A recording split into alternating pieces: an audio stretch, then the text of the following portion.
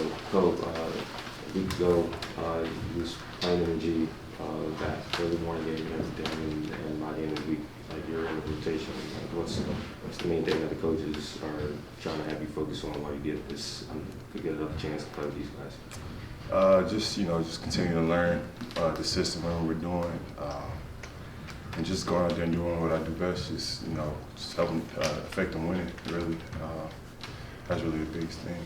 How much have you looked at what PJ was doing in that role over the last month, and how much have you connected with him, and how much has he made sure to make himself available to you?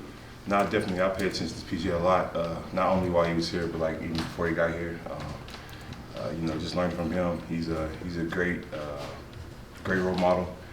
He helps me all the time during the games, especially now that I'm in the rotation. Every time I come to the sideline, he's always giving me some type of tip or just like a strategy thing, something I could do better, trying to help me out while I'm on the floor. So definitely grateful for him, grateful to have him in my corner. Terrence says you were out there working early. Obviously, you're sweating. Looks like you were getting a good workout in. What were you working on early, and kind of what have they been telling you to work on early before you guys actually get together as a team? So today I was working on like shooting, defensive stuff. I would say just reading certain actions so you know when to cut, when not to cut. Just playing without the ball, and then I just lifted. So that's pretty much it. But, you didn't have the best shooting game the other night. Is this still an adjustment period? You playing regular rotation minutes, having to just take looks when you get them, knowing that you might not get better looks if you pass those up? you said it's still a learning thing? It's a learning process and an adjustment for you, just playing those regular minutes with those guys and having to take more of those outside shots. Yeah, it's definitely an adjustment. But like I said, I wouldn't rather be in any other position. So you just never know where you're going to get the ball, where you're going to get the ball, so you just got to be ready at all times and just be ready to knock the shot down. They want me to shoot, so I have to do just that. I think the first Warriors game, Ty said he felt like the game was a little sped up for you. What did that kind of two-game series teach you about just one of the better off-ball moving teams? Just general, what did you learn from those two games? You can't relax at all on defense. Obviously, like Curry and Clay, they move constantly all the time throughout the game, but so does the rest of the team.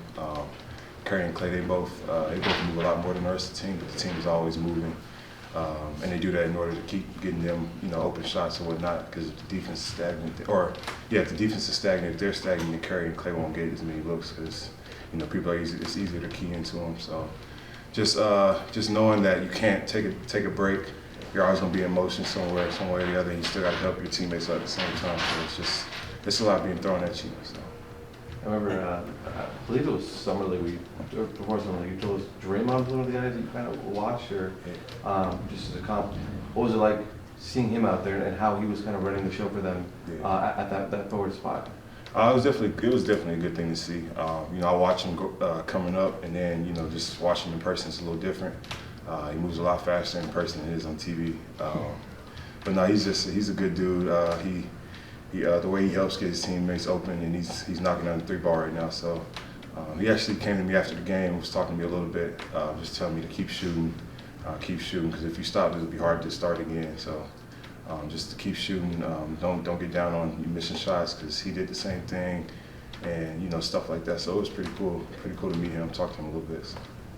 And Kobe, when the shots aren't falling for you, are you trying to show the coaching staff that you can do other things to impact the game, whether that's defense, rebounding, getting back in transition, communicating? Are you trying to show the coaching staff that you do other stuff other than scoring? Definitely. I feel like, in all honesty, my biggest strength isn't even shooting. And I feel like they know that as well.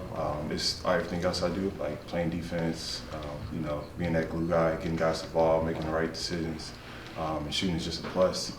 So they're always on me about shooting open shots, obviously, but also just continuing to do what I do and affect winning and help the team as much as possible, and in the minutes that I get.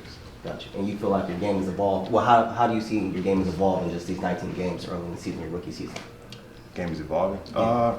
How has your game evolved? Yeah. I would even say my IQ group is growing more and more every day. The more I'm around these guys. Gotcha. I'm becoming a better player off the ball. Obviously in college I had the ball most of the time. So just becoming an effective player off the ball is pretty much how I'm going most. I remember. Terrence, go ahead. I was going to say, Terrence kind of went through something you run through 4 years ago when he was a 4-year guy, came in, was trying to find a foothold on a team that was trying to win right now. And he said the biggest thing that he knew from that experience was, like, you don't have many opportunities to play through mistakes with a team that's so committed to winning immediately. How do you not get, I guess, put off or worried about making mistakes, try to play through them even when you know that it could be a quick hook because you're trying to win right now? I would just say, like, just if you play to not make mistakes, you're gonna make way more mistakes than you would if you played like stress-free, like with a clear mind. So I just try to go out and play with a clear mind. If mistakes happen, just continue to play through them. It's not like I'm playing 30 minutes a game anyway, so my minutes are limited as it is. So just trying to make the most of those minutes. Just keep building that trust with Coach Lou. He's talked to me all the time, constantly. Whenever I make a mistake, he just tells me to get back, keep playing, don't worry about it. So, just having a coach like that in my corner is like it's kind of hard to get down on yourself when he's backing you up, feeding you confidence all the time. I'm sure you have tons of people in your ear right now about feedback, or even Draymond. Or how much does your dad, your high school coach, sort of like tell you what he's seeing? Does he try to step back, give you space, or is it like is he watching the film? Yeah, he definitely gives me a lot of space nowadays. Back when I was with him, I didn't really get any space at all. But when I went off to college, he would tell me stuff every now and then.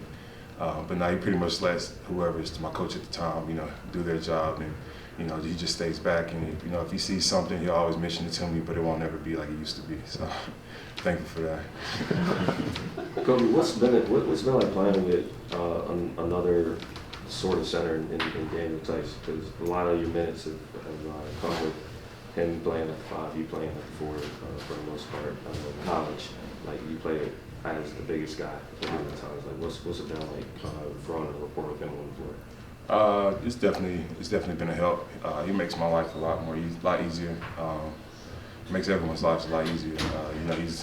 He's great at pursuing the ball on the rebound side of things. He can catch a lob. He can also step out and shoot the 3, which many people don't know. But he's versatile. He can move his feet. So just playing a guy like that, just constantly learning from him as well. Trying to take bits and pieces from his game, and just trying to make myself better. So he's a great guy to have out there. I remember at Summer League when I asked you what the biggest adjustment from college to at least Summer League has been. You said the defensive adjustment of like where you force guys into help. Yeah. Since Summer League and now into the NBA regular season, has there been another big adjustment that you've seen that you've had to kind of adapt to at all? Not since Summer League, no. We pretty much run the same defense at Summer League. It might have been a few small things, like if the 5 gets the ball, in Summer League we would just take away everyone else and make the 5 score on his own. Versus now, you have versatile bigs like Jokic and Embiid, whoever they may be. So you kind of have to help as well. You can't just fan off and deny everyone else the ball. So just things like that, but nothing too serious. No, it's pretty much the same. Thanks, Kobe. Thanks, Coach. Thanks, Coach. Okay.